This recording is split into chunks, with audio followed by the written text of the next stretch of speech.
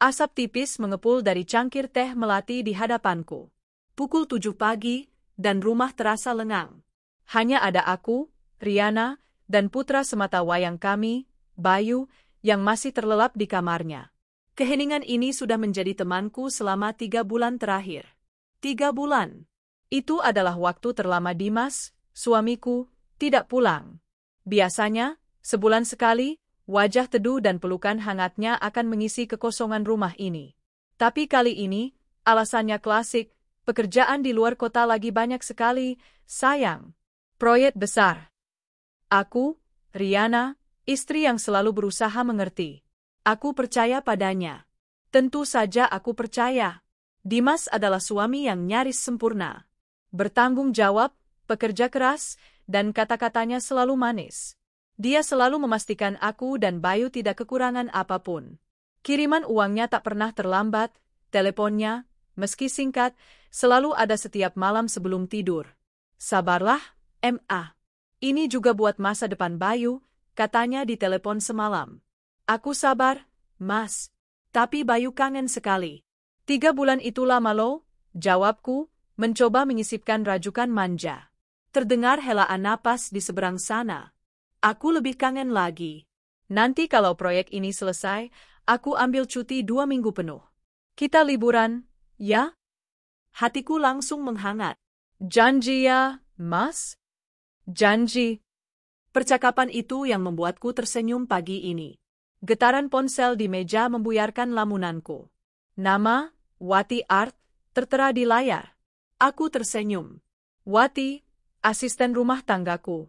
Dia baru bekerja sekitar 4 bulan, tapi kinerjanya memuaskan. Dia janda, masih muda, dan terus terang saja, penampilannya memang menarik. Seksi, seperti kata orang.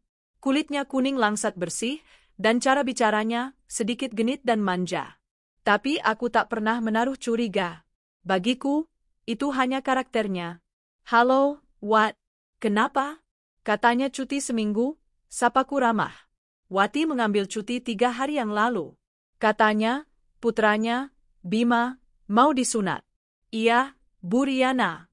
Maaf ganggu paginya, suaranya terdengar riang, sedikit dibuat-buat seperti biasa. Ini, Bu. Acara syukuran sunatan Bima jadinya besok. Di kampung saya. Saya sekeluarga besar mau mengundang ibu sama bapak sekalian, kalau bapak pas pulang. Aku tertawa kecil. Bapak belum pulang, Wat? Masih sibuk kerja? Tapi, wah, di kampung kamu, ya? Jauh tidak? Enggak terlalu jauh, Bu. Paling 2,5 jam dari kota. Di daerah puncak. Sekalian ibu refreshing lihat yang hijau-hijau, bujuknya. Nanti saya kirim lokasinya, Bu. Datang ya, Bu? Bima seneng banget kalau ibu datang. Ibu, kan, baik sekali. Keramahan Wati tulus, pikirku saat itu. Selama ini, dia sering curhat padaku. Tentang kehidupannya yang berat sebagai janda, dan tentang seorang pria. Saya lagi dekat sama orang, Bu. Ceritanya suatu sore sambil menyetrika. Oh ya? Siapa? Tanyaku, sambil lalu. Ada, Bu. Orangnya baik sekali. Perhatian, pekerja keras, sabar banget ngadepin saya. Dia bilang mau serius sama saya, Bu. Wah, bagus dong, Wat. Sudah dikenalin ke Bima? Sudah, Bu. Bima juga suka. Katanya, Om itu penyayang, jawabnya dengan mata berbinar. Aku ikut senang mendengarnya. Syukurlah kalau gitu. Semoga lancar ya, Wat. Amin, Bu. Mengingat obrolan itu, aku merasa harus datang. Wati sudah kuanggap seperti keluarga. Lagi pula, aku butuh pengalihan dari rasa rindu yang menyesakkan pada Dimas. Baiklah, Wat. Insya Allah besok ibu datang, ya. Sama Bayu. Ibu sekalian bawa kado buat Bima. Aduh, makasih banyak, Bu. Nggak usah repot-repot padahal. Saya tunggu ya, Bu. Telepon ditutup. Aku segera beranjak dari meja makan, merasa sedikit bersemangat. Aku akan menyiapkan baju terbaikku dan Bayu. Sekalian, aku akan mampir ke mall hari ini untuk membeli kado terbaik untuk Bima. Mungkin sebuah konsol game portable? Anak laki-laki pasti suka. Malam harinya, aku sibuk membungkus kado besar yang sudah kubeli. Sebuah kotak bergambar robot dengan pita biru besar di atasnya. Bayu ikut membantu, antusias karena akan bertemu Bima. Ponselku berdering lagi. Mas Dimas. Halo, Mas. Halo, sayang. Lagi apa? Ini, lagi bungkus kado. Besok aku mau kondangan ke kampungnya Wati. Anaknya, Bima, kan, disunat. Hening sejenak di seberang. Agak lama. Mas? Halo? Oh, ya, sayang. Dengar. Mau kondangan ke kampung Wati, suaranya terdengar aneh. Seperti terkejut, tapi ditahan. Iya. Kenapa? Enggak apa-apa. Jauh, kan? Kamu yakin mau nyetir sendiri sama Bayu? Enggak usah, lah. Titip amplop aja. Aku mengerutkan kening. Tumben sekali Dimas melarang. Biasanya dia selalu mendukungku bersikap baik pada Art. Loh, kan, cuma 2,5 jam, Mas. Sekalian ajak Bayu jalan-jalan. Kasihan dia di rumah terus. Wati juga kayaknya berharap banget aku datang. Terdengar lagi helaan napas berat. Ya sudah kalau kamu maunya begitu. Hati-hati di jalan.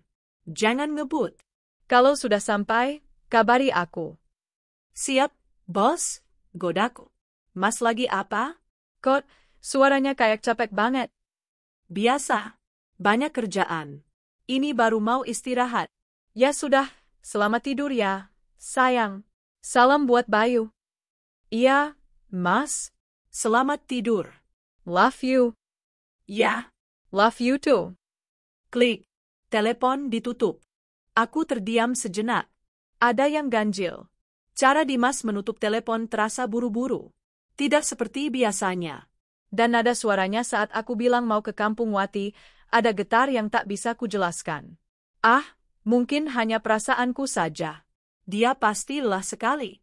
Proyek besar itu pasti menyita seluruh tenaganya. Aku menggelengkan kepala, mengenyahkan pikiran buruk. Besok adalah hari untuk bersenang-senang. Aku harus tidur cepat agar besok bugar untuk menyetir.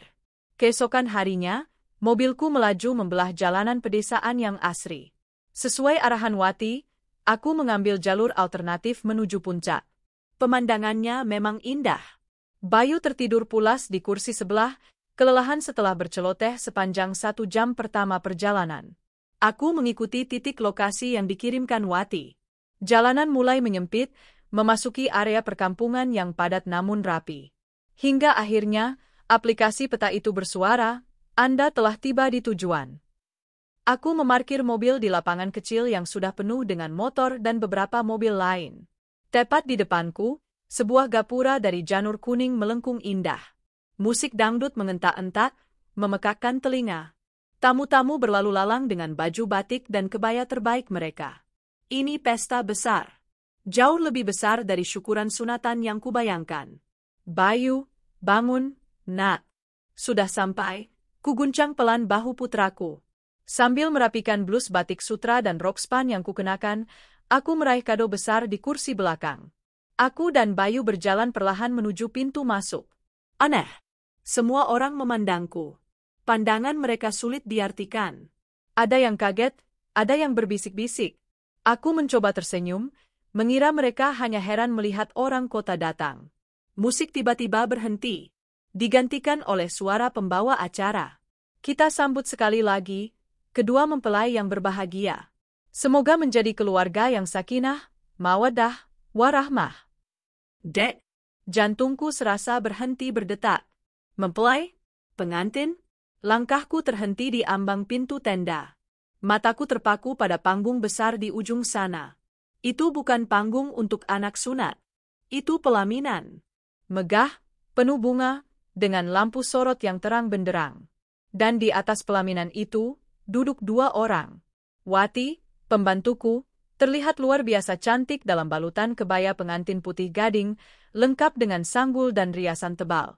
Di sebelahnya, putranya, Bima, berdiri canggung memakai baju koko, bukan baju sunat. Lalu mataku beralih ke sosok pria di samping Wati.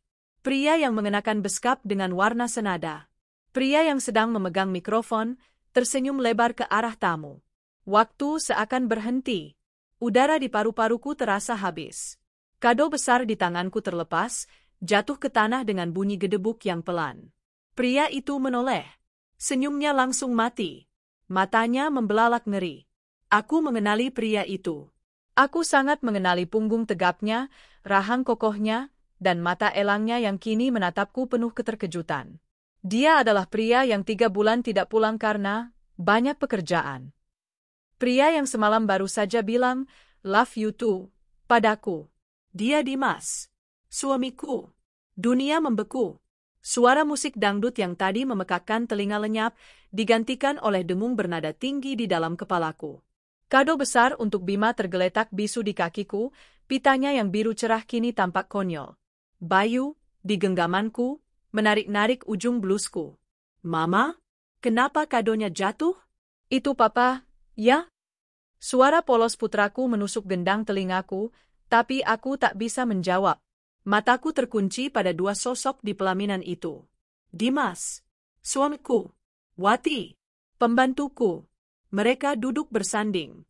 Wati, yang biasanya hanya memakai daster kusam, kini bermandikan riasan dan kebaya yang mewah. Dia menatapku dengan mata terbelalak, bibirnya yang dipoles lipstik merah menyala terbuka sedikit, menunjukkan horor yang murni. Dan Dimas. Oh, Dimas. Dia kaku seperti patung. Wajahnya yang selalu teduh kini pucat pasi, setetes keringat mulai mengalir dari pelipisnya. Senyum yang tadi dia tebarkan untuk para tamu kini membeku menjadi seringai ketakutan. 3 bulan. Proyek besar. Aku lebih kangen lagi, sayang. Jaga diri, ya. Jangan capek-capek. Aku janji, nanti kita liburan. Setiap kata manisnya selama 3 bulan terakhir kini membanjiri benakku, berubah menjadi racun yang membakar. Kebohongan. Semua bohong. Lalu, kepingan puzzle lainnya berjatuhan dengan cepat, menyakitkan. Curhat Wati. Ada pria yang lagi dekat, Bu. Baik sekali perhatian pekerja keras penyabar. Pria itu adalah suamiku. Cuti Wati. Saya mau ambil libur seminggu, Bu. Dia tidak berlibur. Dia menyusul suamiku. Dia menginap di kontrakan suamiku. Kontrakan yang kubantu bayar uang mukanya. Teleponku semalam. Suara aneh Dimas saat aku bilang mau kondangan. Nggak usah, lah. Titip amplop aja. Dia tidak lelah. Dia panik. Dia panik rencananya akan terbongkar. Dan aku, betapa bodohnya aku. Aku, Riana, istri yang patuh, yang percaya, yang dengan riang gembira membungkus kado untuk sunatan anak dari selingkuhan suamiku. "Ma, Papa kok pakai baju itu?" Bayu bertanya lagi, suaranya mulai terdengar bingung. Suara putraku adalah cambuk. Itu menyentakku keluar dari kelumpuhan. Rasa syok yang dingin dan membekukan itu menguap, digantikan oleh gelombang amarah yang panas dan membara. Amarah yang begitu pekat hingga membuatku gemetar. Tapi aku tidak akan berteriak. Aku tidak akan menangis. Tidak di sini. Aku menarik napas dalam-dalam, merasakan udara memenuhi paru-paruku yang terasa sesak. Aku menegakkan punggungku. Aku merapikan blus sutraku yang sedikit kusut. Aku menatap lurus ke depan, melewati puluhan pasang mata tamu undangan yang kini berbisik-bisik, menatapku dengan penuh rasa ingin tahu dan kasihan.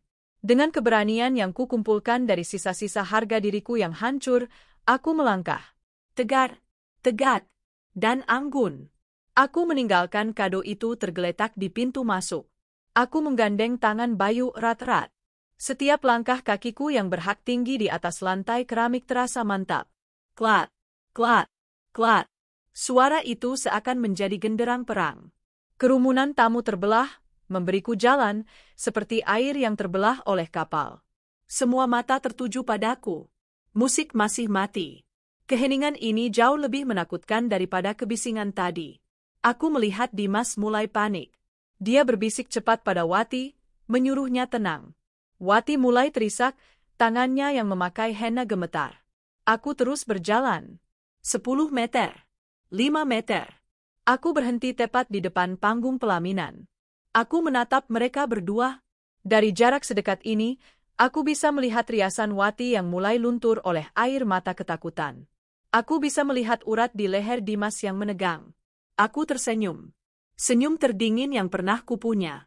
Pestanya meriah sekali, kataku. Suaraku terdengar asing di telingaku sendiri. Tenang, datar, dan mematikan. Dimas akhirnya bersuara, namanya keluar seperti desisan tertahan. Dia setengah berdiri. Kamu ngapain di sini? Ngapain? Aku tertawa kecil, tawa yang tidak sampai ke mataku. Aku diundang, Mas, oleh istri barumu. Aku menoleh ke Wati, yang kini menunduk, tak berani menatapku. Wati, panggilku lembut. Dia tersentak. Katanya hajatan sunatan Bima? Kot, kamu yang duduk di pelaminan? Bimanya mana? Oh, itu. Aku melirik Bima yang berdiri bingung di sudut panggung. Bajunya bagus, nak. Tapi itu bukan baju sunatan, kan? Wati hanya menangis. Bu, ibu, saya bisa jelaskan? Jelaskan apa, Wati? Potongku tajam. Jelaskan kalau pria, baik hati, perhatian, dan penyabar, yang sering kamu ceritakan itu adalah suamiku? Jelaskan kalau selama ini kamu ambil cuti untuk tidur dengan suamiku di kontrakannya? Jelaskan kalau kamu, pembantu yang kugaji, yang makan dari dapurku, tega mengkhianatiku seperti ini. Para tamu mulai bergemuruh. Bisikan-bisikan itu kini semakin keras. Mas Dimas? Wati memohon pada Dimas, menarik-narik lengan beskapnya. Dimas akhirnya berdiri penuh. Wajahnya merah padam. Antara malu dan marah. Riana, cukup, jangan bikin malu. Kita bicarakan ini di rumah. Di rumah? Aku maju satu langkah. Rumah yang mana, Mas? Rumah kita? Atau rumah baru yang kamu siapkan untuk dia? Mata Dimas membelalak. Dia kaget, aku tahu. Tentu saja dia kaget. Kamu pikir aku bodoh? Suaraku mulai meninggi. Kamu pikir aku tidak tahu kamu pakai tabungan bersama kita? Tabungan untuk masa depan Bayu? Kamu pakai uang itu untuk membelikan rumah untuk pelakor ini. Aku menunjuk lurus ke wajah Wati. Riana, jaga mulutmu, bentak Dimas. Kenapa? Malu? Aku beralih menatap kerumunan tamu. Aku harus memastikan semua orang dengar. Aku melihat pembawa acara yang bingung memegang mikrofon. Aku berjalan cepat, merebut mikrofon itu dari tangannya. Suaraku kini menggema di seluruh penjuru tenda. Selamat pagi, bapak-bapak dan ibu-ibu sekalian. Semua orang terdiam. Dimas membatu di atas panggung. Maaf mengganggu pestanya. Saya hanya ingin meluruskan sedikit kesalahpahaman. Saya Riana. Dan pria di atas panggung itu, aku mengarahkan jariku pada Dimas, adalah suami saya yang sah, Dimas Wijaya. Terdengar pekikan kaget dari kerumunan. Dan wanita cantik di sebelahnya itu adalah Wati. Dia, asisten rumah tangga saya. Kekagetan itu berubah menjadi gumaman horor dan cemoohan. Suami saya ini, lanjutku, suaraku bergetar karena amarah yang tak tertahan lagi, sudah 3 bulan tidak pulang. Katanya bekerja keras di luar kota. Proyek besar. Ternyata proyek besarnya adalah menikahi pembantunya sendiri. Dan Wati. Aku menatap lurus ke matanya yang penuh air mata. Dia berbohong pada saya. Dia bilang ini pesta sunatan anaknya. Dia mengundang saya datang ke pernikahannya dengan suami saya. Aku tertawa. Tawa yang terdengar histeris dan menyakitkan. Hebat, bukan? Sandiwara yang hebat. Dimas melompat dari panggung, berusaha merebut mikrofon dariku. Aku mengelak. Apa, Mas? Malu? Malu kebusukanmu terbongkar? Bayu, Mas, ini anakmu. Aku menarik Bayu ke depanku. Kamu korbankan masa depan anak ini untuk perempuan ini? Kamu pakai uang sekolahnya untuk membelikan dia rumah? Laki-laki macam apa kamu?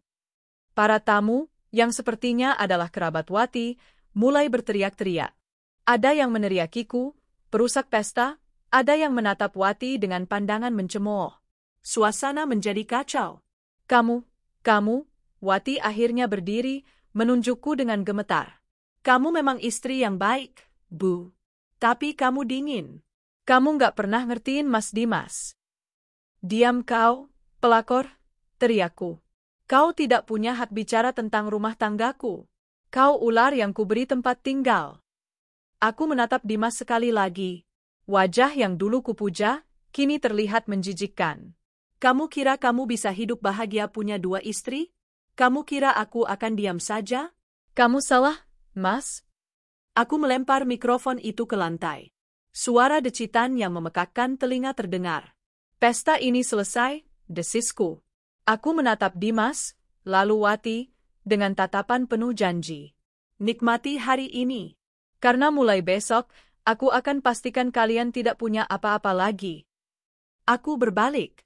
Aku menggandeng tangan Bayu yang gemetar ketakutan. Kita pulang, Nat. Pesta ayah sudah selesai.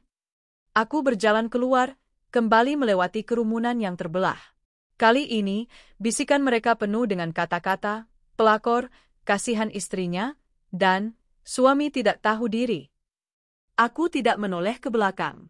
Aku tidak peduli dengan teriakan Dimas yang memanggil namaku. Aku tidak peduli dengan isak tangis Wati.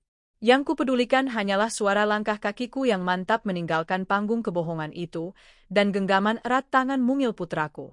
Di dalam mobil, begitu pintu tertutup, barulah aku membiarkan diriku hancur. Tangis yang kutahan sejak tadi meledak tanpa bisa kukendalikan. Perjalanan pulang sejauh 2,5 jam itu adalah keheningan terpanjang dalam hidupku. Bayu, yang jelas-jelas trauma dan bingung dengan apa yang dilihatnya, tertidur di kursi penumpang. Mungkin tubuh kecilnya tidak sanggup memproses pengkhianatan sebesar itu. Air mata kering membekas di pipinya. Aku sendiri tidak menangis lagi. Air mataku sudah habis di dalam mobil tadi, tepat setelah aku menutup pintu dan membanting setir. Tangisan yang meledak itu bukan tangis kesedihan. Itu adalah raungan amarah, rasa jijik, dan pelepasan energi beracun yang telah menumpuk. Sekarang, di balik kemudi, aku merasa dingin. Beku. Setiap kilometer yang kutempuh menjauh dari kampung terkutuk itu, otakku bekerja semakin jernih. Rasa syok telah menguap, digantikan oleh sesuatu yang jauh lebih kuat, sebuah resolusi yang dingin dan tajam. Dimas mengira aku akan hancur. Dia mengira aku akan pulang, menangis di kamar, dan menunggunya pulang untuk meminta maaf. Wati mengira dia telah menang. Mereka salah besar. Aku bukan lagi Riana, istri manis yang naif dan penurut. Wanita itu sudah mati di depan pelaminan tadi. Yang memegang kemudi sekarang adalah seorang wanita yang baru saja kehilangan segalanya, dan karena itu, dia tidak takut melakukan apapun. Aku tidak hanya akan menceraikannya. Aku akan menghancurkan semua yang telah dia bangun. Aku akan mengambil kembali semua yang telah dia curi dariku dan Bayu. Ini bukan lagi soal perceraian. Ini adalah perang. Dan aku akan menerapkan taktik bumi hangus. Tidak akan ada yang tersisa untuk mereka. Pukul 3:30 sore, mobilku memasuki garasi rumah. Rumah yang terasa begitu asing. Begitu besar. Begitu hampa. Dinding-dinding ini terasa seperti saksi bisu kebohongannya. Setiap sudut mengingatkanku pada tawa palsunya. Aku memapah Bayu yang masih mengantuk ke kamarnya. Aku menyelimutinya, mencium keningnya, dan berbisik, "Maafkan Mama, sayang. Maaf kamu harus melihat itu. Tapi Mama janji, semua akan baik-baik saja." Setelah memastikan dia kembali terlelap, aku tidak beristirahat. Aku berjalan lurus ke ruang kerja. Langkah pertama, uang. Aku menyalakan laptop. Tanganku gemetar sedikit, bukan karena takut, tapi karena adrenalin. Aku membuka situs internet banking. Aku memasukkan username dan password untuk rekening tabungan bersama kami.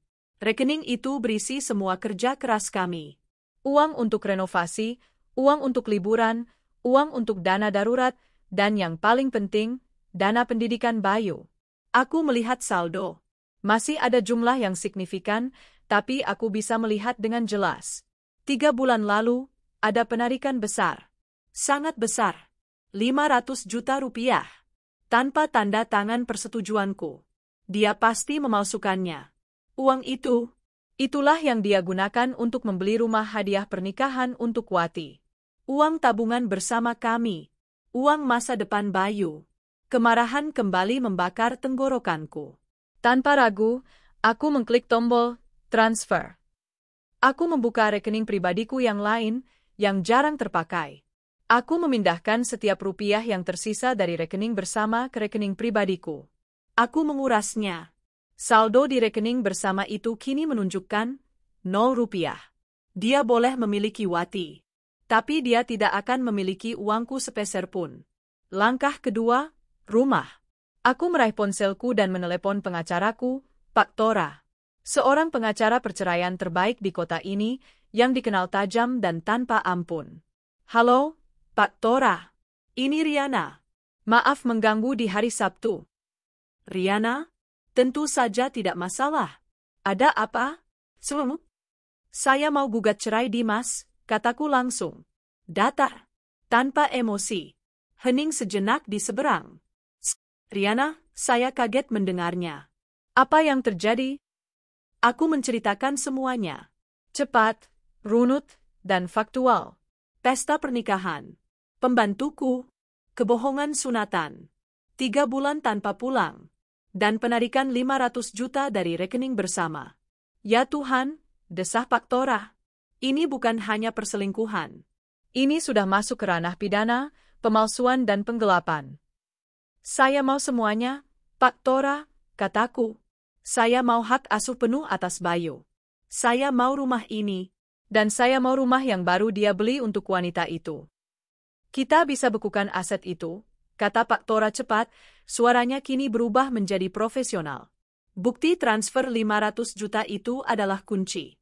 Kita akan ajukan sita jaminan atas rumah itu sebagai bagian dari harta Gonogini.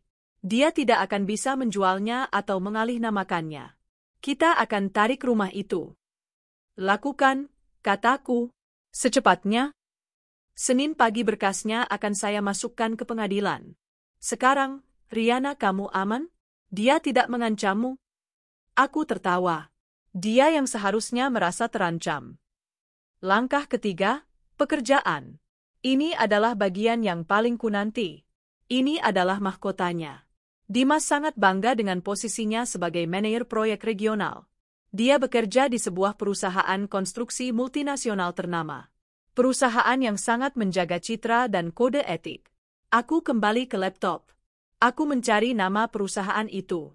Aku menemukan situs webnya, membuka halaman, kontak kami, dan tentang kami. Aku menemukan apa yang kucari, daftar nama jajaran direksi dan kepala departemen. Aku menemukan email kepala divisi SDM, HRD, dan direktur regional, atasan langsung Dimas. Aku membuka email baru.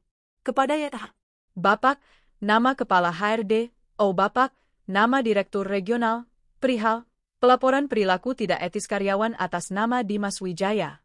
Dengan hormat, saya, Riana, adalah istri sah dari Dimas Wijaya, manajer proyek regional di perusahaan Anda.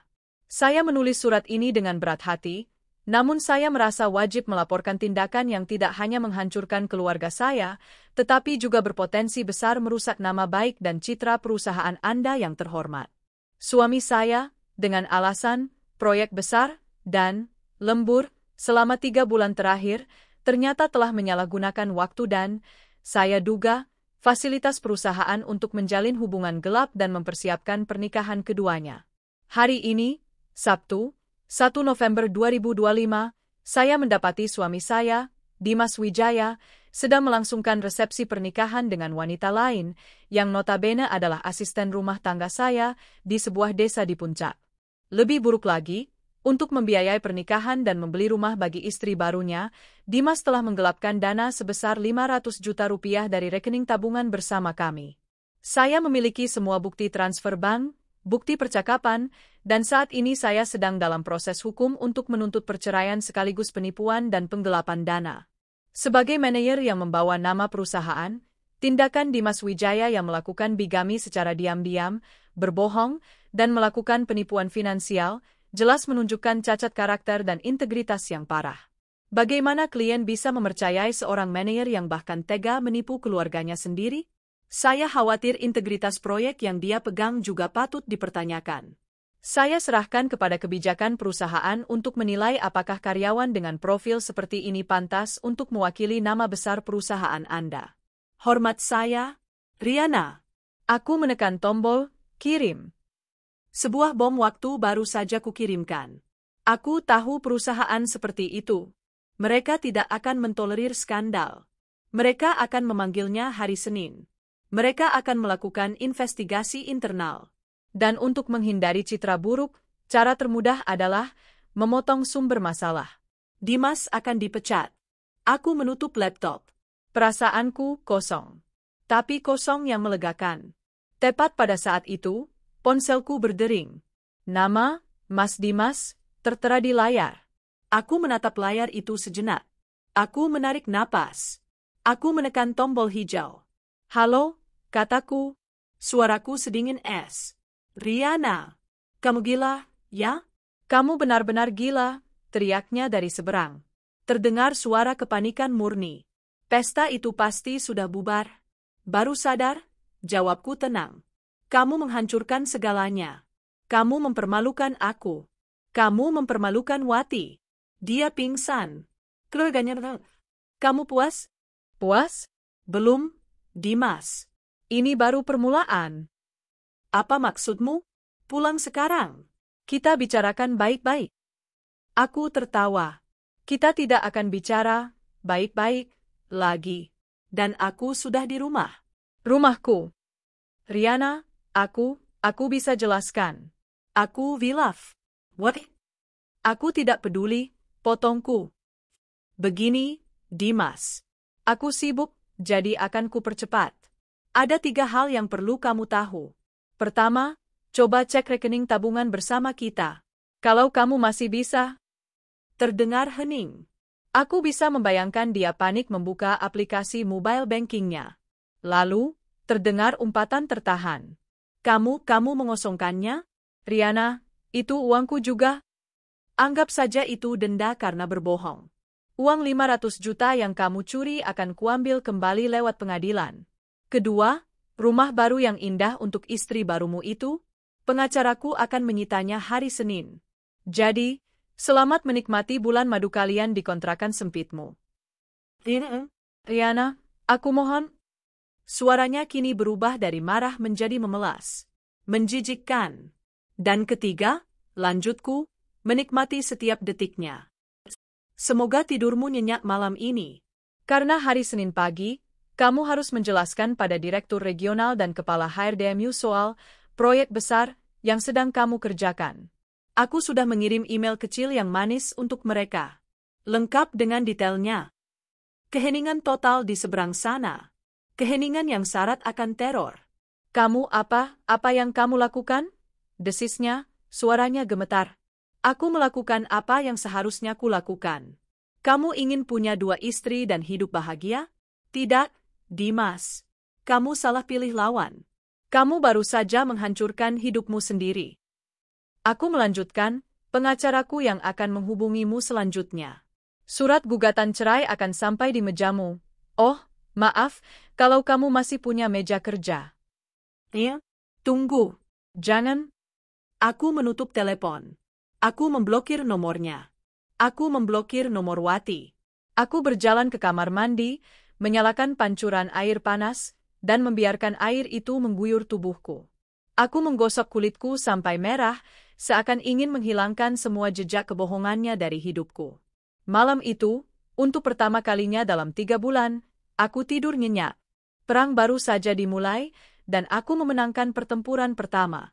Malam itu, di rumah panggung sederhana di Kampung Wati, tidak ada kebahagiaan malam pengantin. Tenda di luar sudah sepi. Para tamu undangan pulang dengan membawa gosip terpanas tahun ini. Keluarga besar Wati, yang tadinya bangga putrinya dinikahi seorang manajer kaya dari kota, kini menatapnya dengan cemooh dan rasa malu. Suara dangdutan digantikan oleh isak tangis Wati yang tertahan dan suara geraman marah Dimas. Mereka ada di dalam kamar pengantin yang sempit.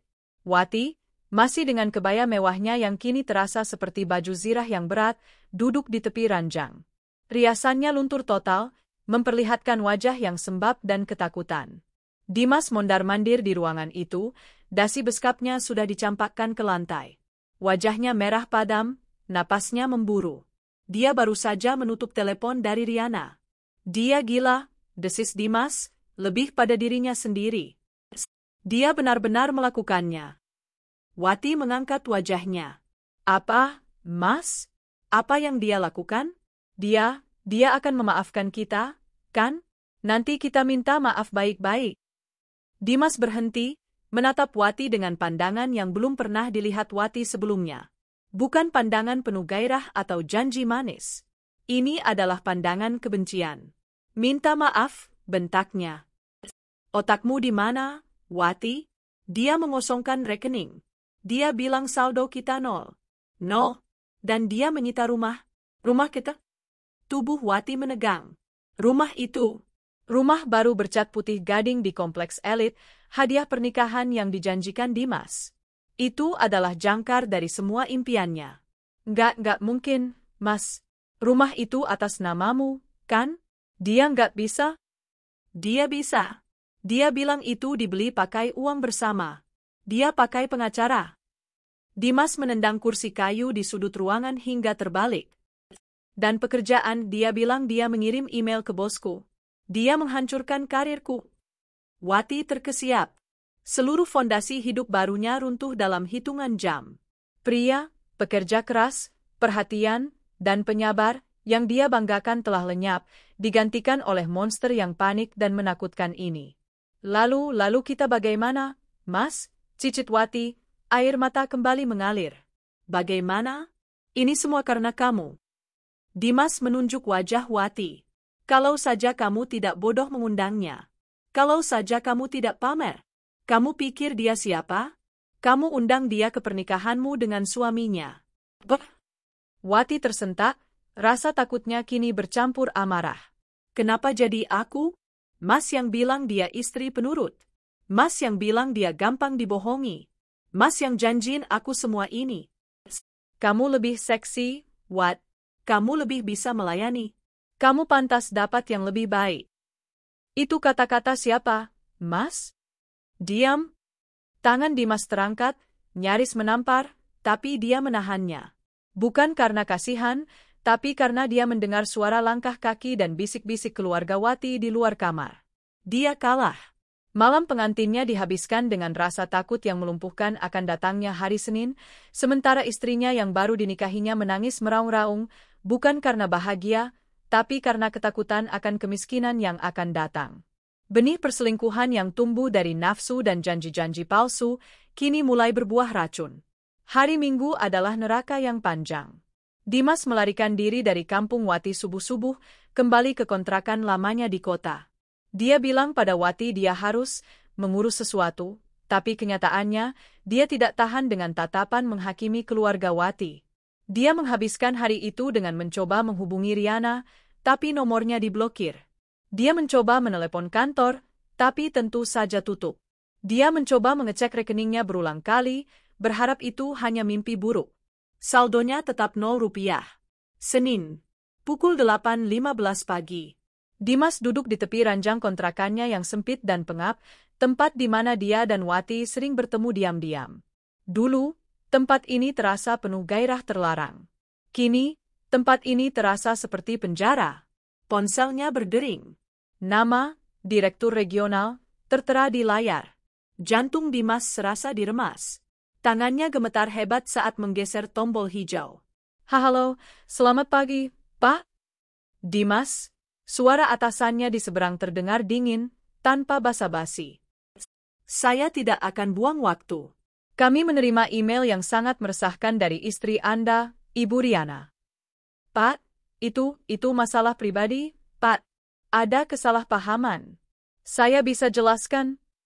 Masalah pribadi, Dimas, potong sang direktur. Anda memasukkan alasan kerja selama 3 bulan untuk mengurus pernikahan kedua? Anda menggelapkan dana dari rekening bersama? Itu bukan masalah pribadi, itu masalah integritas. Itu fraud. Tapi Pak, pekerjaan saya? Pekerjaan Anda selalu baik, Dimas. Itu sebabnya ini sangat mengecewakan. Tapi perusahaan tidak bisa menoleransi perilaku semacam ini. Citra kami adalah segalanya. Klien mempercayai kita dengan miliaran rupiah. Bagaimana mereka bisa percaya pada manajer yang melakukan bigami dan menipu keluarganya sendiri? Dimas tidak bisa bernapas. Jadi, apa saya? Anda diskors per detik ini, tanpa batas waktu. Tim investigasi internal akan memeriksa proyek Anda. Tapi saya sarankan, suara direktur itu melembut, seolah memberi saran terakhir, demi kebaikanmu, lebih baik Anda segera mengajukan surat pengunduran diri. Hari ini juga, itu akan terlihat lebih baik di catatan Anda daripada dipecat karena pelanggaran kode etik berat. Klik. Telepon ditutup. Ponsel Dimas terlepas dari genggamannya. Selesai. Semuanya selesai. Karir yang dia bangun belasan tahun, hancur dalam satu akhir pekan. Riana tidak main-main. Dia tidak hanya menghancurkannya, dia melenyapkannya. Baru saja dia menarik napas untuk mencerna kenyataan itu, ponselnya berdering lagi. Kali ini, nomor Wati. Mas, ada orang di rumah baru kita, suaranya histeris. Mereka bawa surat dari pengadilan. Mereka pasang papan besar di depan rumah. Katanya rumah ini Dimas memejamkan mata. Rencana Riana berjalan sempurna. Aku ke sana sekarang, katanya lemah. 20 menit kemudian, Dimas tiba di kompleks perumahan elit itu. Dari kejauhan, dia bisa melihatnya. Wati, putranya Bima, dan beberapa tas besar tergeletak di trotoar jalan. Dan di halaman rumah yang rumputnya baru ditanam itu, tertancap sebuah papan putih yang mencolok dengan tulisan merah tebal. Aset ini dalam sita jaminan oleh Pengadilan Negeri atas perkara gugatan harta Gonogini No. XXX, PDG, 2025, TXXX. Beberapa tetangga baru yang belum pernah mereka sapa, kini menonton dari balik tirai jendela mereka. Mas, bagaimana ini? Wati berlari menghamburnya, menarik-narik ke mejanya. Kita mau tinggal di mana? Mereka mengusir kita. Petugasnya bilang kita tidak punya hak apa-apa. Dimas menatap rumah itu. Rumah impiannya. Simbol kesuksesannya. Kini terkunci dan disegel. Hadiah pernikahan untuk Wati kini menjadi monumen kegagalannya. Dia menoleh pada Wati. Wajah yang dulu terlihat begitu menggoda dengan kata-kata manjanya, kini terlihat tua, putus asa, dan menyebalkan. Kita ke kontrakan, kata Dimas datar. Kontrakan? Kontrakan sempitmu itu, Mas? Bertiga sama Bima? Aku nggak mau, jerit Wati. Lalu kau mau tinggal di mana? Di jalanan. Dimas membentak, kemarahannya meledak. Kita tidak punya uang. Aku dipecat. Rumah ini hilang. Kita tidak punya apa-apa lagi. Ini yang kamu mau, kan? Menikah denganku? Selamat menikmati hidup barumu. Dimas berbalik, berjalan menuju mobil sewanya yang murah. Dia tidak peduli lagi pada tangisan Wati atau tatapan bingung Bima. Dia hanya ingin ini semua berakhir. Tapi dia tahu, dari nada suara Riana di telepon, ini baru permulaan. Awalnya dia hanya ingin hidup bahagia dengan 2 istri. Kini, dia terjebak dalam satu ruangan sempit di kontrakan pengap, bersama wanita yang menjadi sumber kehancurannya, tanpa pekerjaan, tanpa uang, dan tanpa masa depan. 1 bulan telah berlalu sejak hari yang menghancurkan itu. Bagi Riana, itu adalah 1 bulan untuk membangun kembali benteng pertahanannya. Dia tidak lagi menangis. Dia fokus. Rumah itu telah dia bersihkan dari semua jejak Dimas. Foto-fotonya diturunkan, pakaiannya disumbangkan ke panti asuhan. Kamar Wati, bekas kamar art, dia kunci rapat-rapat, seolah mengunci sebuah kenangan buruk. Dia menghabiskan waktunya bersama Bayu, meyakinkan putranya bahwa meski papa telah berbuat salah, hidup mereka akan terus berjalan. Dia juga bekerja tanpa lelah dengan Pak Tora, mengumpulkan setiap lembar bukti, setiap slip transfer, dan setiap rekaman percakapan. Bagi Dimas dan Wati, 1 bulan itu terasa seperti 1 dekade di neraka. Kontrakan sempit itu menjadi saksi bisu pertengkaran mereka yang tiada henti. Tanpa pekerjaan, tabungan Dimas yang tersisa di rekening pribadinya menipis dengan cepat. Dia menghabiskan hari-harinya melamar pekerjaan, tetapi reputasinya di industri konstruksi telah hancur. Berita tentang seorang manajer yang dipecat karena skandal bigami dan penipuan menyebar lebih cepat daripada api. Wati, yang terbiasa dengan janji-janji manis dan kemewahan, kini harus kembali ke kehidupan lamanya. Dia harus irit. Dia harus berhadapan dengan Bima, putranya, yang terus bertanya kapan mereka akan pindah ke rumah baru yang bagus itu. Dan yang terburuk, dia harus menghadapi Dimas. Pria yang dulu memujanya kini menatapnya dengan kebencian, menyalahkannya atas semua yang terjadi. Coba kalau kamu nggak manja minta rumah. Coba kalau kamu nggak bodoh undang Riana. Cinta yang mereka kira ada itu ternyata hanyalah ilusi yang dibangun di atas kebohongan dan nafsu. Begitu kemewahan dicabut, yang tersisa hanyalah dua orang asing yang saling membenci, terkurung dalam satu ruangan sempit. Hari ini adalah jadwal mediasi pertama mereka di pengadilan agama. Riana tiba pukul 9 pagi, tepat waktu. Dia tidak lagi terlihat seperti istri yang terluka. Dia mengenakan blus kerja berwarna biru tua yang elegan, celana bahan yang rapi, dan sepasang sepatu hak yang memancarkan kepercayaan diri. Rambutnya disanggul modern. Di sampingnya, Pak Tora berjalan tegap membawa koper berisi dokumen. Mereka duduk di kursi tunggu yang keras dan dingin. 15 menit kemudian, Dimas datang. Riana hampir tidak mengenalinya. Pria gagah yang selalu wangi dan rapi itu telah lenyap. Dimas yang ini terlihat kuyuh. Dia mengenakan kemeja batik kusut yang sepertinya sudah tidak disetrika, celana bahannya kusam. Ada lingkaran hitam pekat di bawah matanya, dan rambutnya sedikit memanjang tak terurus. Dia datang hanya dengan seorang pengacara muda yang terlihat gugup, mungkin pengacara pro bono yang ditunjuk pengadilan. Mata mereka bertemu di seberang ruangan. Dimas menatapnya dengan campuran rasa bersalah, rindu, dan ketakutan. Riana balas menatapnya. Datar, dingin, kosong. Dia tidak merasakan apa-apa lagi. Tidak ada cinta, tidak ada benci. Hanya rasa kasihan yang samar pada pria lemah di hadapannya. Atas nama Bapak Dimas Wijaya dan Ibu Riana Lestari, silakan masuk ke ruang mediasi 3. Ruangan itu kecil, ber-AC, dengan meja oval di tengahnya. Seorang mediator parubaya yang tampak bijak duduk di ujung meja. Selamat pagi, Bapak, Ibu, sapa sang mediator. Tujuan kita di sini adalah mencari jalan tengah, terutama untuk kebaikan anak Anda, Bayu. Dimas langsung melihat celah. Benar, Pak. Saya di sini demi Bayu, katanya, suaranya serak. Dia menatap Riana. Riana, aku tahu aku salah. Aku hilaf. Aku minta maaf. Riana tetap diam, matanya menatap lurus ke arah mediator. Aku mohon, lanjut Dimas, suaranya mulai putus asa. Jangan ambil Bayu dariku. Aku ayahnya. Dan soal harta, aku bekerja keras seumur hidupku untuk itu. Rumah itu... Maaf, Pak Mediator, Pak Tora memotong dengan sopan namun tegas. Klien saya tidak hadir di sini untuk bernegosiasi. Pengacara Dimas yang masih muda itu mengerutkan kening. Maksud Anda? Ini, kan, ruang mediasi. Betul, kata Pak Tora. Dan kami di sini untuk menyampaikan satu-satunya jalan keluar yang bisa diterima oleh klien kami.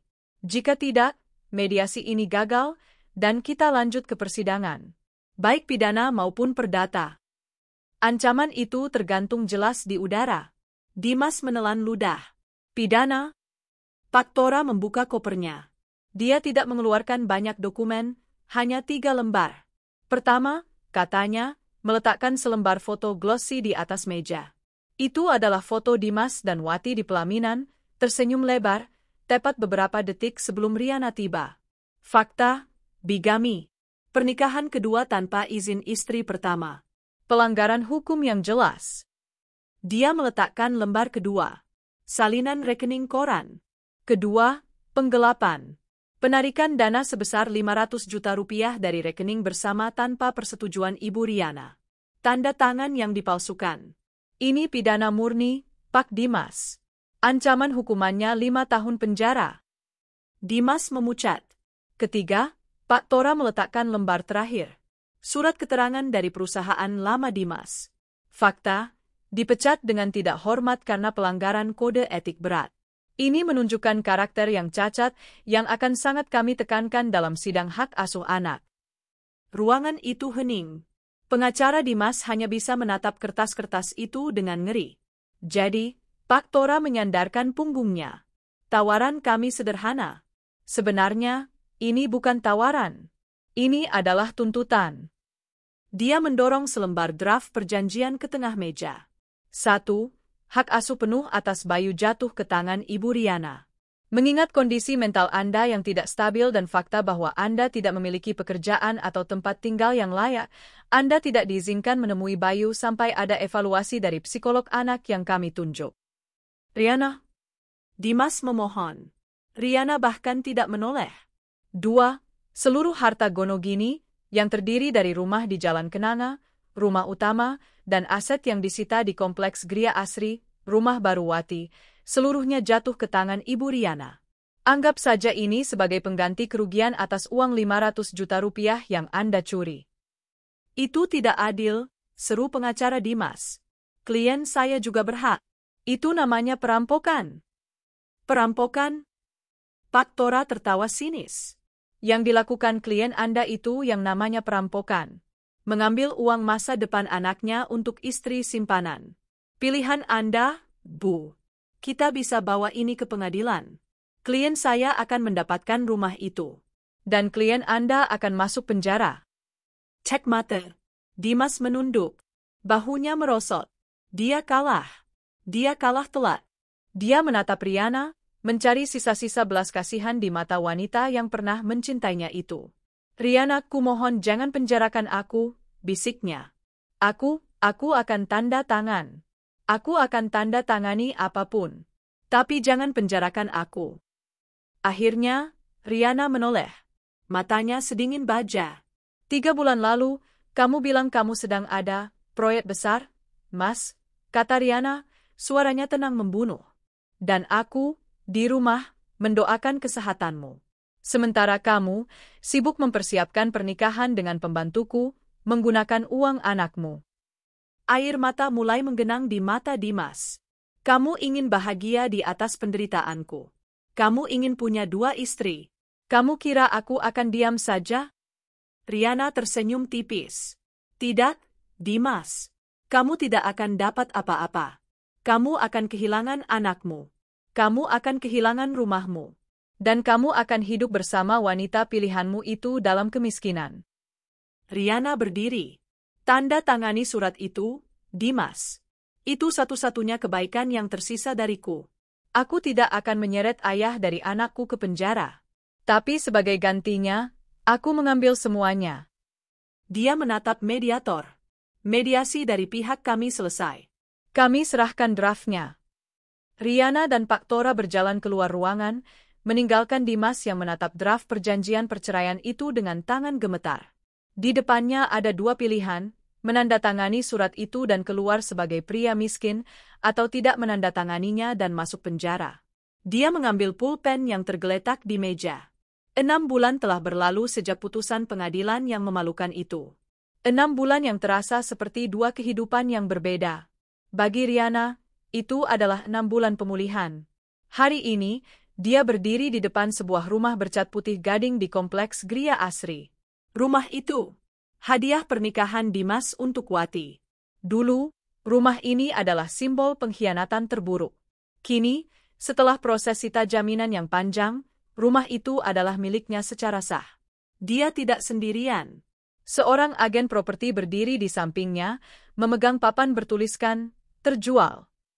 Selamat, Bu Riana. Akhirnya laku juga. Dan dengan harga yang sangat bagus, di atas pasaran, kata agen itu riang. Riana tersenyum tipis. Dia tidak pernah sekalipun melangkahkan kaki ke dalam rumah itu. Dia tidak sudi. Baginya, rumah itu berhantu. Menjualnya adalah satu-satunya cara untuk membersihkan racun. Terima kasih atas bantuannya, Pak, kata Riana sambil menerima selembar cek dari sang agen. Dia menatap angka yang tertera di sana. Ratusan juta rupiah. Uang yang dicuri Dimas dari tabungan mereka kini telah kembali, bahkan berlipat ganda berkat harga properti. Bukan. Ini bukan lagi uang Dimas. Ini adalah modalnya. Uang ini, yang seharusnya menjadi istana sang pelakor, kini akan menjadi fondasi untuk hidup barunya dan Bayu. Riana memegang cek itu erat-erat. Ini adalah penutupan. Ini adalah akhir dari babak gelap hidupnya. Saat dia masuk ke mobilnya, menyalakan AC, dan memutar lagu klasik yang menenangkan, dia merasa ringan. Beban yang selama setahun terakhir menekan bahunya akhirnya terangkat. Dia bebas. Di saat yang sama, di sisi lain kota, di sebuah gang sempit yang becek, pemandangan yang sama sekali berbeda terjadi. Di sebuah kamar kontrakan berukuran 3x4 meter, Dimas terbangun dari tidurnya. Pukul 11 siang. Sinar matahari yang terik menyorot masuk dari celah ventilasi, membuat ruangan itu terasa semakin pengap dan panas. Kipas angin tua di langit-langit berputar lambat, hanya mengaduk-aduk udara yang berat. "Mas, bangun!" Suara Wati terdengar nyaring dan ketus. Jauh dari nada manja dan menggoda yang dulu sering dia gunakan. Dimas membuka matanya, mengerang. Dia melihat Wati berdiri di pintu, berkeringat, menatapnya dengan jijik. Wati baru saja pulang. Bukan pulang dari salon atau mal, tapi pulang dari mencuci pakaian di rumah tetangga. 6 bulan tanpa pekerjaan telah mengubah Dimas. Dia, sang manajer regional yang dulu gagah, kini kurus, tak terurus, dengan janggut yang tumbuh liar. CV-nya ditolak di mana-mana. Reputasinya sebagai penipu dan tukang kawin telah membuatnya masuk daftar hitam di industri konstruksi. "Dapat uang berapa?" tanya Dimas, suaranya serak. 50.000. Wati melempar beberapa lembar uang lecek ke atas kasur. "Cuma cukup buat beli beras sama mie instan. Bima dari tadi pagi minta makan ayam. Kamu pikir aku bisa beli pakai apa?" Dimas duduk. "Kenapa kamu bentak-bentak aku? Harusnya kamu cari kerja yang benar." Wati tertawa sinis. "Kerja apa? Hah? Jadi pembantu lagi? Siapa yang mau terima aku? Semua orang sudah tahu ceritanya." "Oh, ini Wati, yang merebut suami majikannya. Kamu pikir gampang? Ini semua gara-gara kamu." Dimas akhirnya meledak, amarah yang terpendam karena frustrasi keluar. "Kalau saja kamu nggak bodoh undang Riana. Kalau saja kamu nggak manja minta rumah mewah. Kita bisa hidup tenang. Aku masih punya kerjaan." Mata Wati membelalak. "Kenapa jadi aku? Kamu yang janjiin aku bulan dan bintang. Kamu yang bilang istrimu itu dingin, nggak bisa melayani. Kamu yang bilang aku lebih baik. Kamu pantas dapat yang lebih baik, Wat." "Mana? Mana yang lebih baik? Tinggal di kandang ini? Makan mie instan setiap hari? Setidaknya aku nikahi kamu," teriak Dimas. "Aku korbankan segalanya buat kamu. Karirku, anakku, hartaku. Dan ini balasannya? Kamu mengeluh setiap hari." "Aku menyesal, Mas," jerit Wati, tangisnya meledak. "Aku menyesal menikah sama kamu. Aku kira aku akan hidup jadi nyonya. Ternyata aku jadi babu untuk seorang pengangguran. Dan aku lebih menyesal lagi," balas Dimas. "Aku menukar istri yang berkelas seperti Riana dengan perempuan murahan sepertimu." Plak! Tamparan keras Wati mendarat di pipi Dimas. Keheningan seketika menyelimuti ruangan. Hanya terdengar derit kipas angin dan isak tangis Wati. Cinta, gairah, dan janji-janji manis itu telah lama menguap, digantikan oleh kenyataan pahit kemiskinan dan kebencian yang murni. Pria penyabar itu kini pemarah. Janda seksi itu kini terlihat lelah dan tua. Mereka terjebak. Terjebak oleh pernikahan yang mereka perjuangkan dengan mengorbankan orang lain. Sore harinya, Riana tiba di rumah. Rumahnya yang asli. Rumah itu kini terasa berbeda. Lebih hidup. Dia telah mengecat ulang dindingnya, mengganti sofa, dan memajang banyak foto baru. Foto dirinya dan Bayu tertawa di pantai. Foto Bayu memenangkan lomba menggambar. Tidak ada satupun jejak Dimas. Dia menemukan Bayu sedang menggambar di meja makan. "Mama pulang," seru Bayu, berlari memeluknya. "Hei, jagoan. Lagi gambar apa?" Riana mencium puncak kepala putranya. "Gambar rumah baru," kata Bayu polos. Hati Riana sedikit mencelos. "Rumah baru?" "Iya, rumah baru buat kita. Yang ada tokonya." "Mama, kan bilang mau buka toko kue." Riana tersenyum haru. Dia memeluk putranya erat. Cek dari hasil penjualan rumah tadi ada di dalam tasnya. Itu memang rencananya. Dia akan membuka sebuah kafe kecil dan toko roti. Sesuatu yang menjadi miliknya sendiri. Benar, sayang.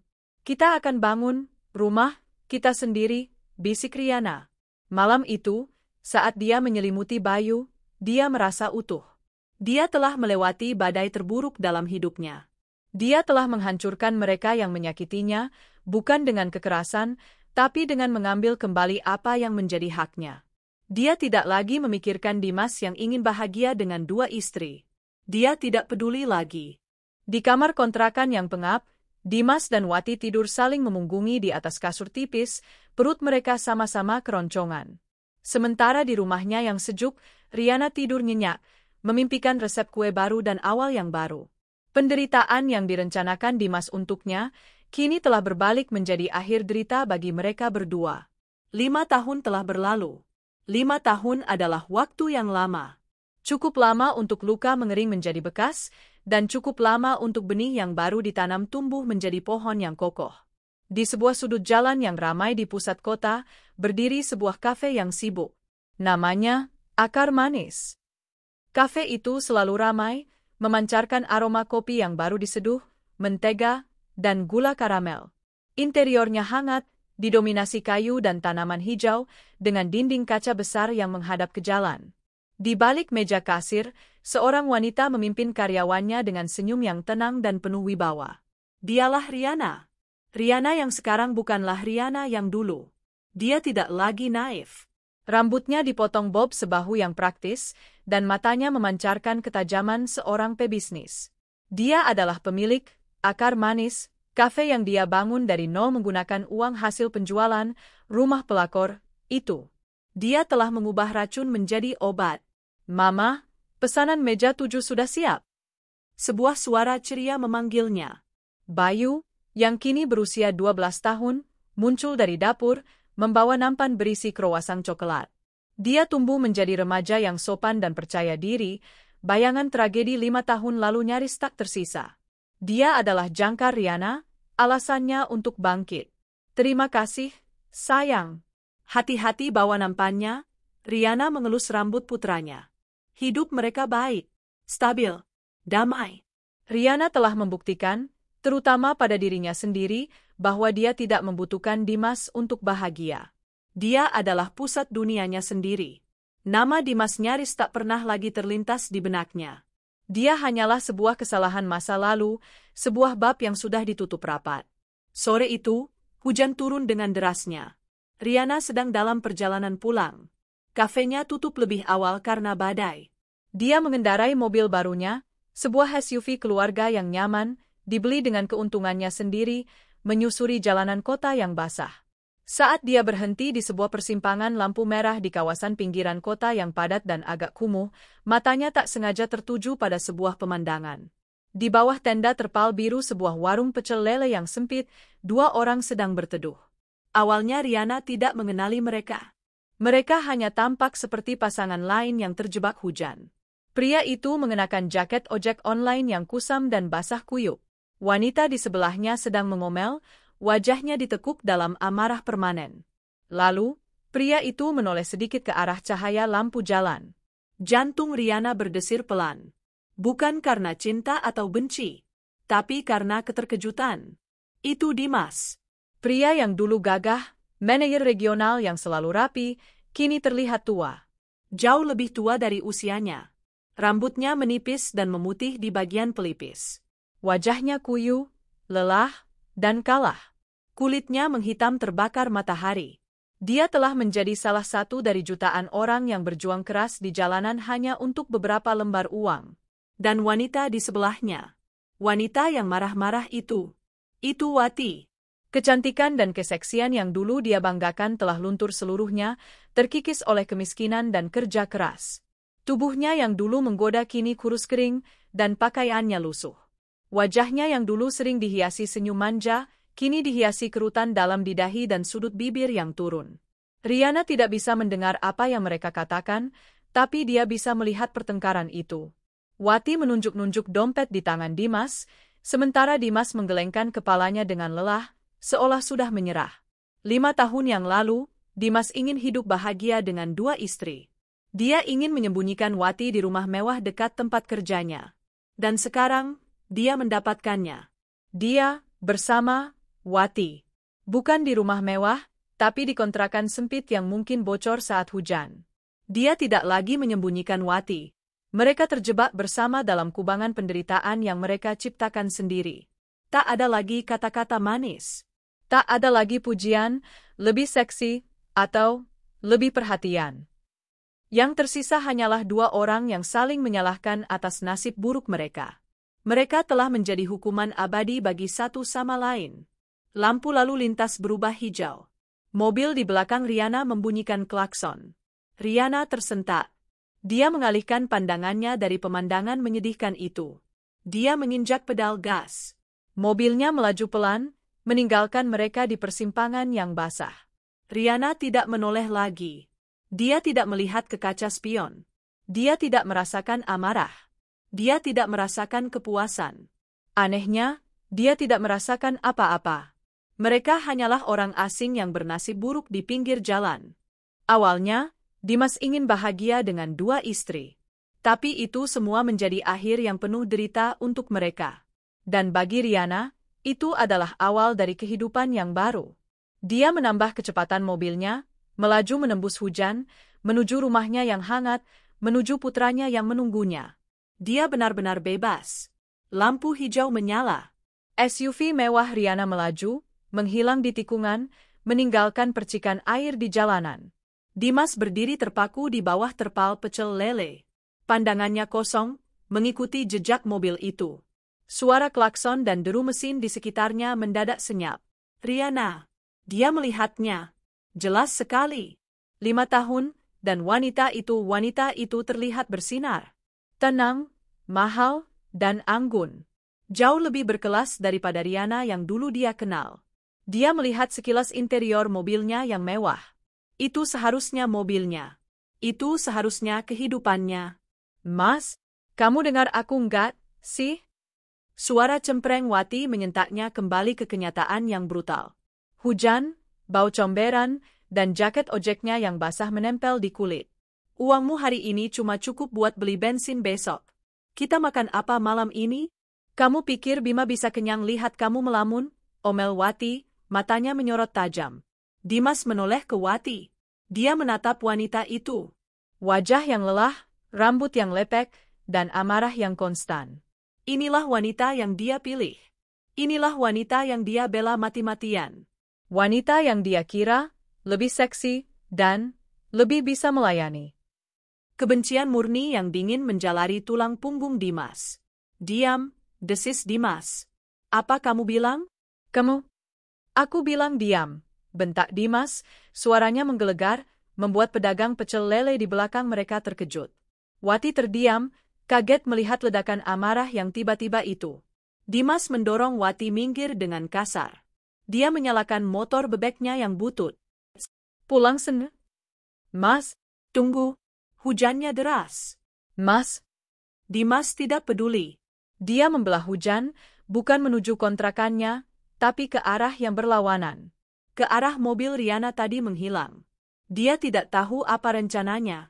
Otaknya hanya dipenuhi satu gambaran, Riana yang sukses di dalam mobil mewah, dan dirinya yang basah kuyup di pinggir jalan. Selama 5 tahun ini, dia telah menerima nasibnya.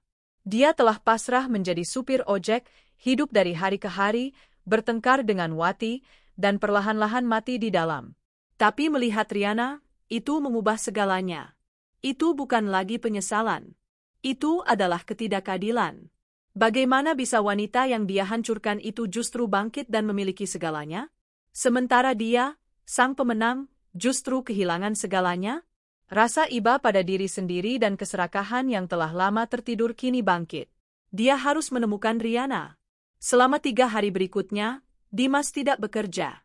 Dia mengambil sisa uang setoran dari Wati, mengabaikan teriakan dan makian istrinya, dan menghabiskan waktunya untuk satu hal, mencari Riana. Dia tahu Riana tidak akan tinggal di rumah lama mereka. Dia pasti sudah menjualnya. Dimas berkeliling ke kawasan-kawasan elit baru di kota, mencari SUV dengan plat nomor yang samar-samar dia ingat. Nihil. Dia hampir putus asa. Hingga pada hari keempat, sebuah ide terlintas. Anak. Bayu. Dimas mencari nama sekolah dasar terbaik di kota. Dia mendatangi satu persatu, berpura-pura menjadi orang tua yang mencari informasi, mengamati anak-anak yang keluar saat jam pulang. Di sekolah ketiga, Sekolah Internasional Pelita Harapan, dia melihatnya. Seorang anak laki-laki berusia 12 tahun, tinggi, dengan senyum yang sama persis seperti senyum Riana, keluar dari gerbang. Dia tidak dijemput mobil mewah. Dia berjalan santai menuju sebuah ruko yang tak jauh dari sana. Dimas mengikutinya dari seberang jalan, jantungnya berdebar kencang. Itu Bayu. Anaknya. Bayu masuk ke sebuah kafe yang ramai. Papan namanya elegan, Akar Manis. Dimas berdiri di seberang jalan, tersembunyi di balik pohon. Dia melihat ke dalam kafe melalui dinding kaca. Dia melihat interior yang hangat. Dia melihat para pelanggan yang tertawa. Dan dia melihat Riana. Riana sedang berdiri di belakang meja kasir, tertawa bersama Bayu. Bayu kemudian memakai celemek, tampak membantu di kafe itu. Sebuah bisnis yang sukses. Seorang putra yang penurut. Kehidupan yang sempurna. Semua itu dibangun di atas kehancurannya. Dimas tidak merasakan kebanggaan seorang ayah. Dia tidak merasakan haru. Yang dia rasakan adalah iri hati yang membakar. Dia punya ide. Ide yang busuk, namun brilian. Riana telah mengambil uangnya, rumahnya, dan pekerjaannya. Sekarang, dia akan mengambil satu-satunya hal yang tidak bisa Riana tolak. Anaknya. Keesokan harinya, pukul 5 sore. Kafe sedang sibuk. Riana sedang mengawasi barista baru saat bel di pintu berbunyi. Dia mendongak, siap menyapa pelanggan dengan senyum. Senyumnya membeku. Di pintu, berdiri seorang pria. Kuyu, mengenakan kemeja lusuh, namun berusaha terlihat rapi. Dimas Wijaya berjalan masuk ke Akar Manis. Seluruh karyawan menoleh, merasakan perubahan suhu yang drastis di dalam ruangan. Para pelanggan tidak menyadari apa-apa. Riana, sapa Dimas, suaranya serak. Riana menatapnya tanpa ekspresi. Mau apa kamu kesini? Suaranya dingin dan profesional. Kafemu bagus sekali, Ri. Kamu sukses, katanya, mencoba tersenyum. Senyuman itu terlihat seperti seringai menyakitkan. Pergi, kata Riana singkat. Riana. Tunggu. Aku cuma mau bicara. Kita sudah tidak punya urusan. Riana membalikkan badan, memberi isyarat pada satpam di depan. Ini urusan Bayu, kata Dimas cepat, nadanya sedikit mengancam. Langkah Riana terhenti. Dia menoleh perlahan. Matanya menyipit. Jangan sebut nama anakku dengan mulut kotormu. Dia anakku juga, Riana. Dimas melangkah maju. Dia anak kandungku. Aku ayahnya. Ayah? Riana tertawa pelan. Ayah macam apa yang mencuri uang pendidikan anaknya untuk menikahi pembantu? Kamu bukan ayahnya. Kamu donor sperma yang gagal. Kata-kata itu menampar Dimas. Wajahnya memerah. Jaga mulutmu. Aku tahu aku salah. Tapi hukum tetap hukum. Aku punya hak. Aku punya hak untuk bertemu dengannya. Kamu tidak punya hak apa-apa, desis Riana. Perjanjian perceraian kita jelas. Kamu melepaskan semua hakmu. Itu karena kamu mengancamku. Kamu menjebakku. Bayu, yang mendengar keributan dari dapur, keluar. Mama? Ada apa? Bayu berhenti. Dia melihat Dimas. Dia tidak ingat wajah itu. Dia hanya ingat samar-samar sebuah pesta pernikahan yang kacau 5 tahun lalu. Dimas menatap Bayu. Matanya langsung berubah. Dia memasang ekspresi paling sedih yang bisa dia buat. Bayu, ini papa, nak. Bayu mengerutkan kening, bingung, dan mundur selangkah ke belakang Riana. Riana langsung bergerak protektif, menempatkan dirinya di antara Dimas dan Bayu. Satpam, bawa bapak ini keluar. Tunggu. Dimas kini beralih ke mode putus asa. Riana, kumohon. Aku miskin, Ri. Aku supir ojek. Wati dia pergi. Itu bohong. Wati masih di kontrakannya. Tapi dia butuh simpati. Aku nggak punya apa-apa lagi. Aku tidur di jalanan. Aku cuma mau lihat anakku, katanya, berusaha memancing air mata. Riana menatapnya. Dia mencari tanda-tanda kebohongan, dan dia menemukannya di mana-mana. Pria ini tidak berubah. Dia masih manipulator ulung.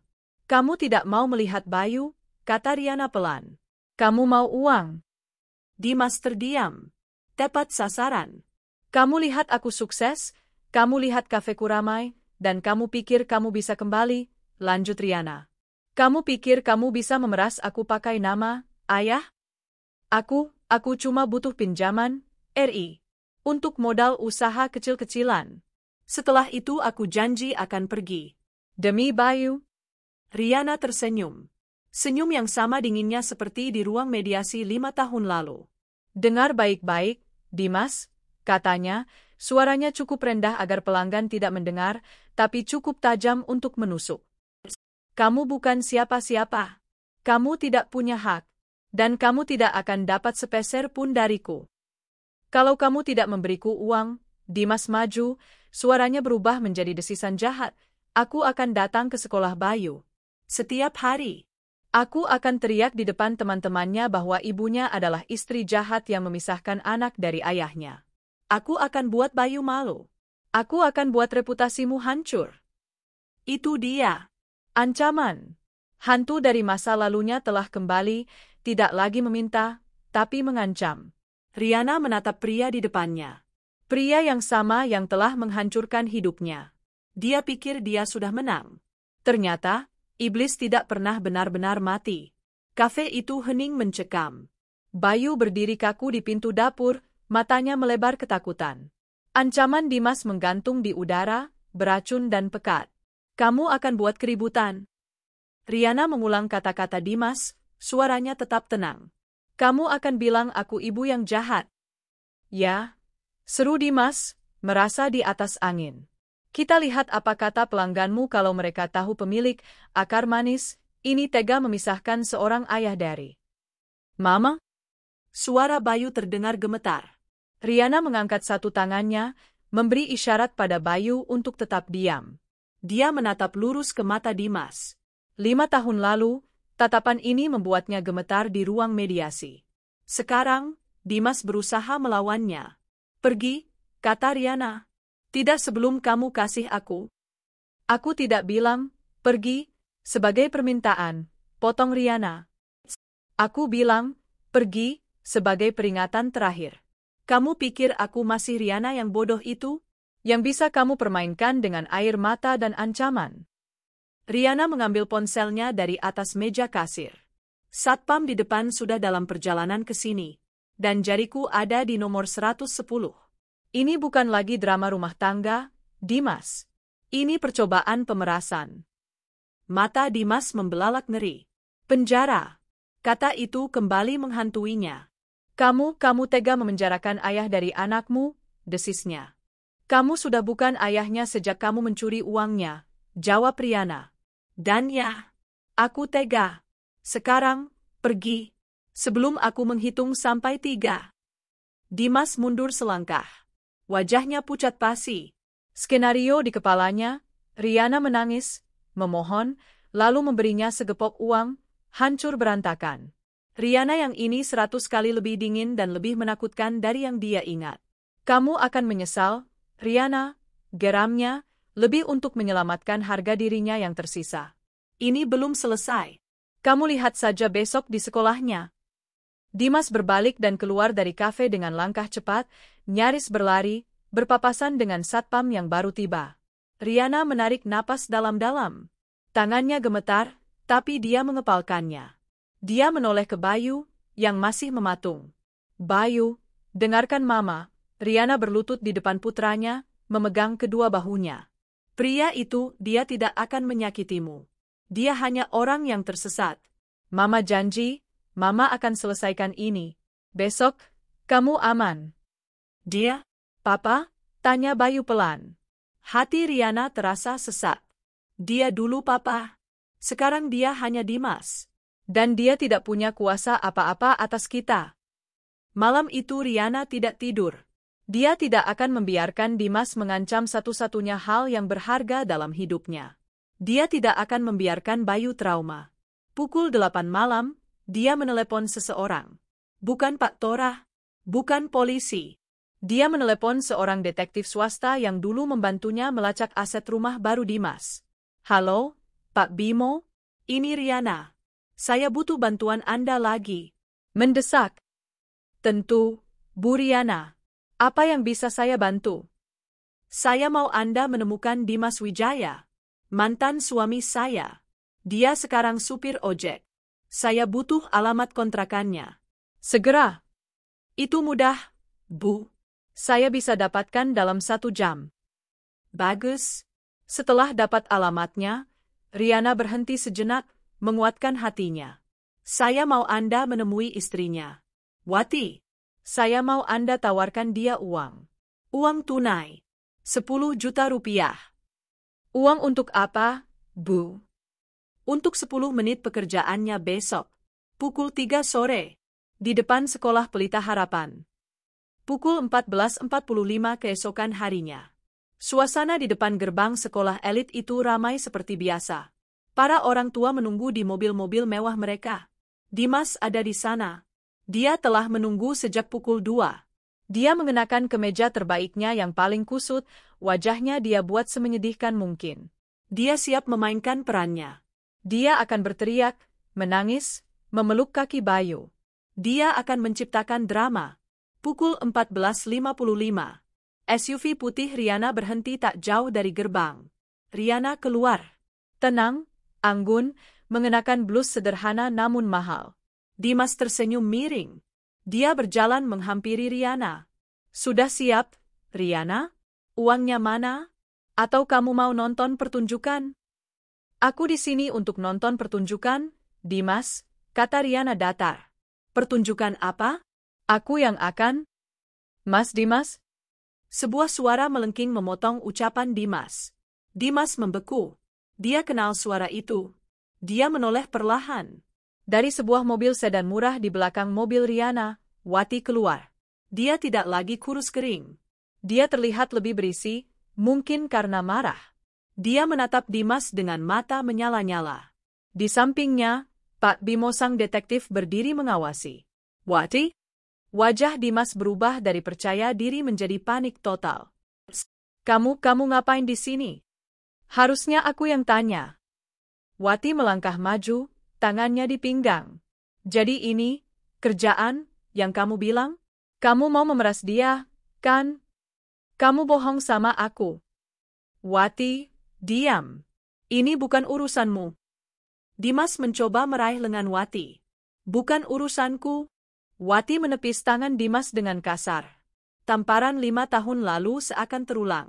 Kamu ambil uang setoran ojek terakhir. Kamu bilang buat cari kerja. Ternyata buat memeras mantan istrimu. Kamu mau kembali ke dia, kan? Hah? Bel sekolah berbunyi. Murid-murid mulai berhamburan keluar. Drama itu dimulai. Tapi bukan drama yang Dimas rencanakan. Pembohong. Laki-laki tidak tahu diri. Wati kini berteriak, tidak peduli pada puluhan pasang mata orang tua dan anak-anak yang menatap mereka. Kau bilang kau menyesal meninggalkan dia hanya karena dia kaya. Kau bilang aku ini beban. Padahal aku yang kerja banting tulang cuci baju orang selama ini. Wati, cukup. Malu, bisik Dimas, berusaha menyeret Wati pergi. Malu? Kenapa harus aku yang malu? Kau yang harusnya malu. Wati mendorong Dimas hingga terhuyung. 5 tahun aku hidup susah sama kamu. 5 tahun kamu salahkan aku atas kehancuranmu. Padahal ini semua rencana. Dasar bang. Wati menangis meraung-raung, meluapkan semua penderitaan 5 tahun dalam satu teriakan histeris. Pertunjukan, ayah yang teraniaya, telah hancur total, digantikan oleh tontonan menjijikkan dari pasangan miskin yang saling menyalahkan. Bayu keluar dari gerbang. Dia melihat ibunya berdiri tenang. Lalu dia melihat pemandangan itu. Pria yang kemarin mengancam ibunya, kini sedang dijambak dan dipukuli oleh seorang wanita asing yang berteriak-teriak. Pria itu tidak terlihat menakutkan. Dia terlihat menyedihkan. Riana berjalan menghampiri Bayu, melingkarkan lengannya di bahu putranya. Kita pulang, nah. Riana menuntun Bayu melewati kekacauan itu. Dia melewati Dimas. Mata mereka bertemu untuk sepersekian detik. Di mata Dimas, Riana tidak melihat ketakutan. Dia tidak melihat amarah. Dia hanya melihat kekosongan. Pria itu telah hancur. Senjata terakhirnya, ancaman, telah berbalik menusuk dirinya sendiri. Dimas tidak punya apa-apa lagi. Wati, satu-satunya sekutunya dalam kejahatan, kini telah menjadi algojonya. Riana dan Bayu masuk ke dalam mobil. Saat mobil itu melaju pergi, Riana melihat dari kaca spion. Dimas dan Wati masih bertengkar hebat di pinggir jalan, didorong oleh satpam sekolah untuk menjauh. Di dalam mobil yang sejuk, Bayu menatap ibunya. Semua sudah selesai, Emma? Riana menoleh, dan untuk pertama kalinya dalam 5 tahun, dia tersenyum. Senyum yang benar-benar lepas. Dia mengulurkan tangan dan mengusap rambut putranya. Sudah selesai, sayang, katanya lembut. Dia telah menghancurkan pesta mereka. Dia telah mengambil kembali rumahnya. Dia telah membuatnya dipecat. Dan hari ini, dia telah menghancurkan sisa-sisa harga diri pria itu. Dimas menginginkan kebahagiaan memiliki 2 istri. Kini, dia mendapatkan penderitaan abadi karena terjebak dengan satu-satunya wanita yang tersisa untuknya. Riana melaju menuju kafenya, menuju akar manisnya. Dia telah mencabut akar pahit dari masa lalunya sampai bersih, dan tidak ada lagi yang tersisa untuk tumbuh kembali. 10 tahun kemudian, jalanan yang dulu menjadi lokasi kafe pertama, akar manis, kini telah berubah. Ruko-ruko tua telah direnovasi, dan di sudut jalan, bangunan yang dulu hanya satu ruko kini telah menjadi sebuah bangunan 3 lantai yang elegan. Kaca-kaca jernih memamerkan interior yang hangat. Akar manis bukan lagi sebuah kafe kecil. Ia telah menjadi sebuah jenama. Sebuah bistro, toko roti, dan sekolah kuliner dengan 3 cabang lain tersebar di seluruh kota. Di lantai 3, di sebuah kantor yang menghadap ke keramaian kota, Riana sedang menandatangani dokumen. Di usianya yang hampir 50, dia terlihat lebih bugar dan berwibawa dari sebelumnya. Garis-garis halus di sekitar matanya hanya menceritakan tawa, bukan air mata. Pintu kantornya terbuka. Mama, jadwal untuk wawancara majalah bisnis jam 2 nanti. Dan tim dari cabang baru sudah menunggu di ruang rapat. Bayu, kini 22 tahun, berdiri di ambang pintu. Dia telah tumbuh menjadi pemuda yang tinggi dan tampan, mewarisi keteduhan Riana dan, dia benci mengakuinya, ketampanan Dimas. Tapi matanya murni milik Riana. Penuh percaya diri dan kebaikan. Dia baru saja lulus dengan predikat cum laude dari Fakultas Bisnis dan kini menjabat sebagai manajer operasional di kerajaan kecil yang ibunya bangun. Riana tersenyum, menutup dokumennya. Terima kasih, sayang. Mama akan ke sana 5 menit lagi. Bayu mengangguk dan pergi. Riana bersandar di kursinya. Dia menatap sebuah foto di mejanya. Bukan foto pernikahan. Bukan foto masa lalu. Itu adalah foto dirinya dan Bayu tertawa di depan kafe pertama mereka yang masih berantakan 10 tahun yang lalu. Dia tidak pernah menikah lagi. Bukan karena dia trauma, tapi karena dia utuh. Dia tidak membutuhkan orang lain untuk melengkapinya. Hidupnya penuh. Dia terkadang masih mengingat hari itu. Hari di persimpangan lampu merah, saat dia melihat Dimas dan Wati bertengkar di bawah tenda pecel lele. Dan hari terakhir di depan sekolah Bayu, saat rencananya yang sederhana, menggunakan Wati untuk melawan Dimas, berhasil dengan sempurna. Setelah kejadian memalukan di depan sekolah itu, Dimas lenyap. Seperti ditelan bumi. Riana tidak pernah lagi mendengar kabarnya. Dia tidak tahu, dan dia tidak peduli, bahwa lenyap adalah kata yang tepat. Di tempat lain, di sebuah rumah susun pemerintah yang sempit dan berbau lembab, seorang pria paruh baya terbatuk keras. Tubuh Dimas, yang dulu tegap, kini bungkuk. Kegagalannya menghancurkan Riana untuk kedua kalinya telah menghancurkannya secara mental. Stres, kemarahan, dan penyesalan selama bertahun-tahun telah menggerogoti fisiknya. Dia tidak bisa lagi bekerja sebagai supir ojek. Dia kini hanya bergantung pada belas kasihan istrinya. Wati masuk ke dalam unit, membanting pintu. Dia masih bekerja. Tangan yang dulu sering dipuji Dimas karena pandai memijat, kini kasar dan kapalan, hasil dari bekerja sebagai buruh cuci kiloan. Ini, Wati melempar beberapa lembar uang 5 ribuan ke meja. Cuma dapat segitu hari ini. Cukup buat beli mie instan sama obat batukmu. Dimas menatap uang itu dengan pandangan kosong. Aku dulu seorang manajer, bisiknya, sebuah kalimat yang dia ulang hampir setiap hari. Diam, bentak Wati. Suaranya tidak lagi manja, kini serak dan penuh kebencian. Jangan mulai lagi. Manajer, manajer. Kalau kamu memang manajer, kita tidak akan tinggal di kandang tikus ini. Ini semua gara-gara kamu, balas Dimas, batuknya kembali menyela. Kalau saja kamu tidak serakah. Kalau saja kamu tidak mengundang Riana. Aku? Wati tertawa sinis. Yang gatal siapa? Yang selingkuh siapa? Yang janjiin aku rumah dan mobil siapa? Kamu, Mas? Kamu? Aku menyesal, desis Dimas. Aku menyesal menukar berlian seperti Riana dengan batu comberan sepertimu. Dan aku lebih menyesal lagi, jerit Wati. Hidupku hancur dinikahi pengangguran tidak berguna sepertimu. Pertengkaran itu berlangsung seperti biasa. Tidak ada lagi gairah, bahkan dalam kemarahan mereka. Itu hanyalah ritual dua orang yang terhukum untuk hidup bersama selamanya. Bima, putra Wati, telah lama kabur dari rumah, tidak tahan dengan neraka ciptaan mereka. Mereka hanya berdua, terjebak dalam penjara kebohongan yang mereka bangun 15 tahun lalu. Di kantornya, Riana berdiri dan merapikan blusnya. Dia berjalan ke jendela kaca, menatap kota yang sibuk di bawah. Dia teringat judul yang diajukan oleh majalah bisnis itu, Akar Pahit yang Menjadi Manis. Dia tersenyum. Shot saat mau kondangan. Judul yang diajukan oleh hidupnya 15 tahun yang lalu. Dia pikir itu adalah akhir dari segalanya. Ternyata, itu adalah awal. Dia harus dihancurkan total untuk bisa membangun dirinya kembali dari puing-puing. Dimas ingin hidup bahagia dengan 2 istri. Rencana itu menjadi awal dari penderitaan abadi untuk mereka. Dan bagi Riana, penderitaan itu menjadi akhir dari kehidupan lamanya dan awal dari kemenangannya yang sejati. Dia berbalik dari jendela, berjalan mantap menuju ruang rapat, siap untuk kesepakatan bisnis berikutnya. Dia tidak menoleh ke belakang lagi.